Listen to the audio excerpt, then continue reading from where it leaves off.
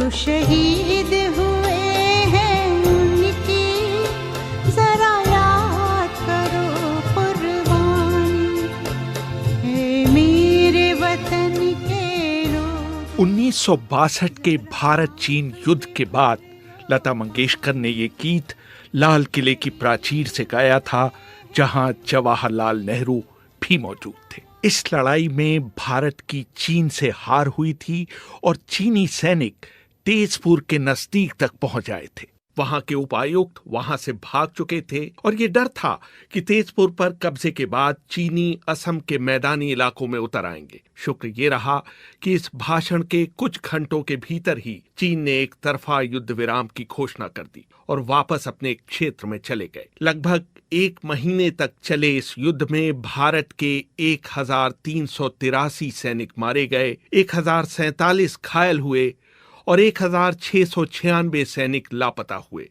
और 3968 सैनिकों को चीन ने युद्धबंदी बनाया। चीन ने इस युद्ध में 722 सैनिक खोए और उनके 1697 सैनिक घायल हुए। युद्ध की नींव एक तरह से 1950 में ही रख दी गई थी, जब चीन ने तिब्बत पर नियंत्रण किया था। चीन ने कभी भी मैकमोहन लाइन को दोनों देशों के बीच सीमा के तौर पर स्वीकार नहीं किया। दोनों देशों के संबंधों को उस समय बहुत बड़ा धक्का लगा जब 1959 में तिब्बत के दलाई लामा भागकर भारत आए और भारत ने उन्हें राजनीतिक शरण दे दी। मैंने जाने माने राजनीतिक विश्लेषक इंदर मल्होत्रा से पूछा कि अगर भारत ने दलाई लामा को अपने यहाँ शरण नहीं दी होती तो क्या भारत चीन युद्ध नहीं हुआ होता? दलाई लामा अगर वहाँ से आ रहे हैं तो उनको नहीं मना किया जा सकता।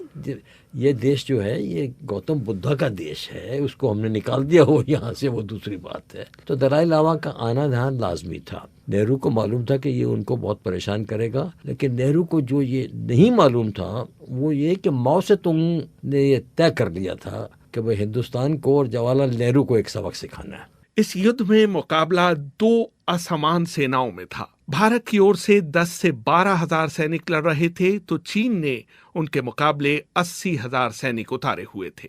चीनी ऊंचाई पर थे और पहाड़ पर लड़ने का उनका अनुभव भारत से कहीं बेहतर था। इस युद्ध में भाग लेने वाले ब्रिगेडियर लक्ष्मण सिंह कहते हैं, पहले तो पोजीशन गलत थी, दूसरे हमारे पास कोई प्रॉपर हथियार नहीं थे, मतलब कि आर्टिलरी सपोर्ट नहीं था। 2 गन थी जो कि आउट ऑफ रेंज थी, उनके पास 80 बम थे।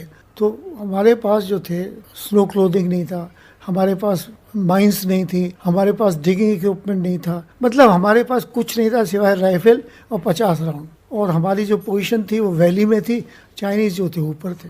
They had a road right up to this ridge on which they were deployed, and our everything was man porter. It was coming on the कमर पे porter लेके आते थे। 2 दिन का रास्ता था जहाँ हमारा सामान पड़ा था, तो खाना जो हम लाते थे खुद ही खा लेते थे वो लोग। नेफा में तैनात 7वीं ब्रिगेड को उसके हाल पर ही छोड़ दिया गया था। चीनी न सिर्फ बेहतर सैनिक तैयारी के साथ आए थे, बल्कि संख्या में भी भारतीयों पर कहीं भारी थे। सेकेंड लेफ्टिनेंट अमरजीत सिंह बहल को उन्होंने कड़ी लड़ाई के बाद बंदी बनाया था। हथियार डालने के बाद चीनियों ने उनके साथ बहुत बुरा व्यवहार किया। देखिए, खास तो उन्होंने हमारी तरफ होना ही था क्योंकि हमने उनके ऊपर डायरेक्ट आर्टिलरी फायर किया था और इस वक्त